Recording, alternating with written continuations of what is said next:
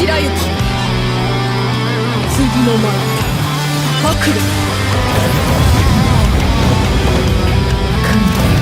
そうかな。月しろ。手加減はしておいた。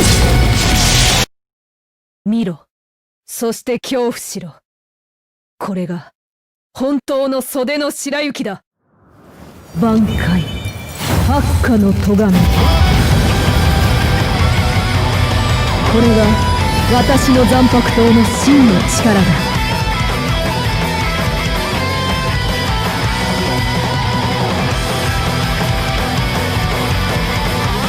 What is going on, guys? This is your boy the Death Smasher, and welcome back to another Bleach Brave Souls video.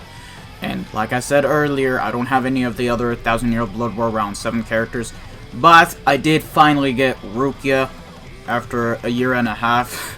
I already pulled Ichigo like 4 times, Renji once, and Rukia not even once, but then step-ups came around, pulled a dupe of Renji, pulled Rukia and a dupe of her, but no dupe for Tsushika Ichigo, which would have been a shame because I would have made him 5 out of 5 and I would have max transcended him. But it is what it is. So today, we're going to be reviewing some of the 1000-year Blood War Round 3 characters because I have not touched any of the other 2 except Ichigo a good while back, which was last year. But let's just go ahead and begin with Rukia. So Rukia is one of the really few exceptional, really good Arrancar killers that are in the game, and most Arrancar killers for speed are pretty much relegated to just being seasonal / limited characters. So anyways, she is a Soul Reaper with Arrancar killer. She's got 1046 stamina, attack at 648, defense at 357, base focus of 345, and her base SP is at 745. Of course, I have her 2 out of 5, so it's slightly transcended. Arrancar killer. She doesn't have cooldown, but she does compensate by having a bit more damage in her strong attacks. And overall, let's just go and take a look at everything else. She's got freeze on everything, 20% bruiser, 40% devastation. She's got freeze immunity. She is by far one of the very first characters to get a status ailment immunity. So pretty much, Rukia in and of itself is a really important character, considering she is the very first character to actually introduce status ailment immunities. And from since then on, almost every character that came after her pretty much got a certain status ailment immunity. She's got long reach at 20%, frenzy, debilitator, and sprinter. So overall, skill and stat wise, for a really old character, it's actually really good. Because at the end of the day, she's still got a high spiritual pressure, good attack stat for an SP unit and whatnot. So yeah, we're gonna build her in 3 ways like always: normal attack damage, strong attack damage, and strong attack recharge. So I'll see you guys in a bit for the normal attack damage build. Alright, so here we are back again with the normal attack damage build. So this is how I built Manga Rukia. So I gave her a chappy, robe, and a wooden sword, all with 30% attack. I gave her the wooden sword specifically because, of course, I do finally have a NAD item. And it does increase the bruiser up from 20% to 40%. And, of course, double 25 NAD links in Dangai Ichigo, giving out a bit more attack stat. And, of course, being a normal attack damage 20% link. So we do get an overall increase in 110%. If you have, like, the likes of Speed Zalhapuro in over Dangai Ichigo, it's basically up to 115%. Pretty much like what you can do with just about any unit that has Frenzy and a Bruiser 20%. Get the fuck off BlueStacks, please. There we go. So yeah, I'm gonna see you guys in an Arrancar raid. We're gonna run on Hallibel's raid and showcase her normal attack damaging prowess. So I'll see you guys in a good bit. Okay, so here we are in the Hallibel raid. So now let's just go ahead and see what damage we're doing. 10k. I mean, pretty usual. Oh, and it looks like we did get a Hogyoku as well. Oh wow, that was completely random. But overall, her normal attack damage string, I don't know what to think. Because she does have long reach, but at the same time, I still feel like she has the same radius as Campfire on Lord Noitora, which is saying a lot. But we are doing the damage thanks to the wooden sword. So overall, this build, you can actually use it. It's a fast normal attack damaging string. You will be able to take down mobs just fine.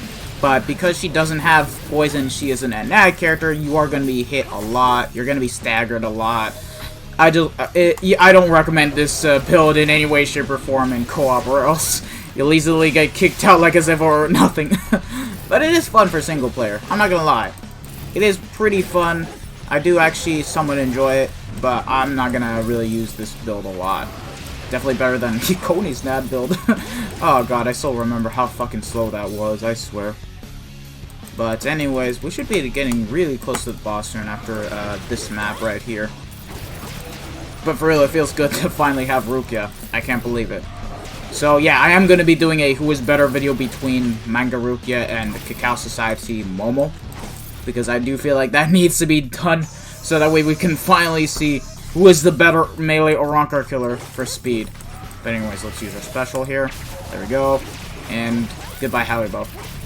And yes, she does surround herself in a really small vortex. It's not as big as 1000-year Blood War Yama's, but it's okay. It gets the job done. Keep this build fucking single player only. You're not going to be using this build a lot. And thank you for those 3 Halibels, man. Alright, let's just go and move on to the strong attack damage build, guys. Alright, so guys, we are back with the strong attack damage build, and I give her a tension tie, bait, and pill, all with 30% SP. Sing Kaizen Link, which gives out an overall 40% increase in strong attacks. And if you lose that health, it basically becomes 20%. My fully transcended Yoruichi that has a level 2 SP, so overall 750 plus SP. And my 1000-year Blood War Shunsui, so we practically get an overall increase of 80%, but with the full stamina damage boost, it's 100%. So yeah, we're gonna go ahead and test this build out in Halibel's raid once again and see how much can we do with our strong attacks.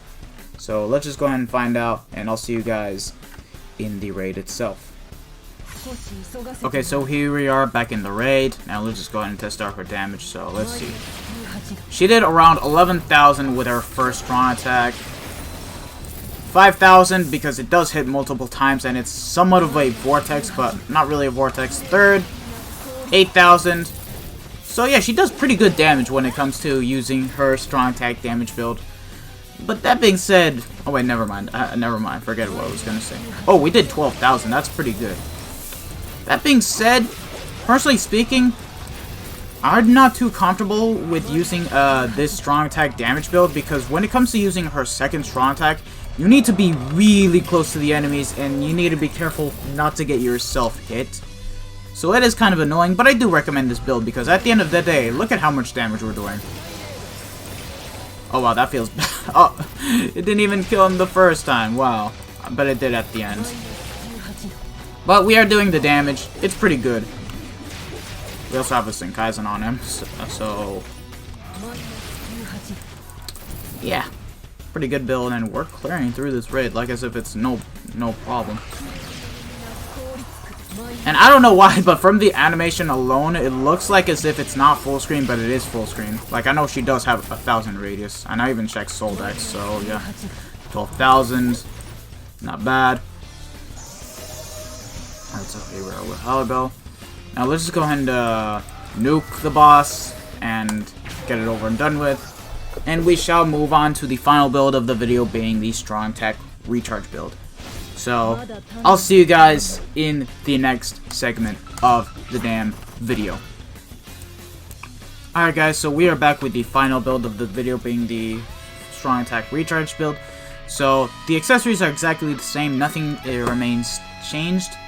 But the lengths do, however, remain changed because I gave him Quincy, Ichigo, 1000-year Blood War Yama, and of course, Can't Fear Your Own World Bodygun, who all 3 of these characters combined give crazy amounts of stats to my Manga Rukia, considering they both have around the 790 threshold when it comes to SP. So now, we're just gonna go ahead and run her one last time on the Halibel raid, and I'll see you guys there in a good minute. Alright, so here we are again. Let's just see how fast we can actually clear the raid. And of course, we're still doing a good heavy amounts of damage with Rukia, even with the recharge build.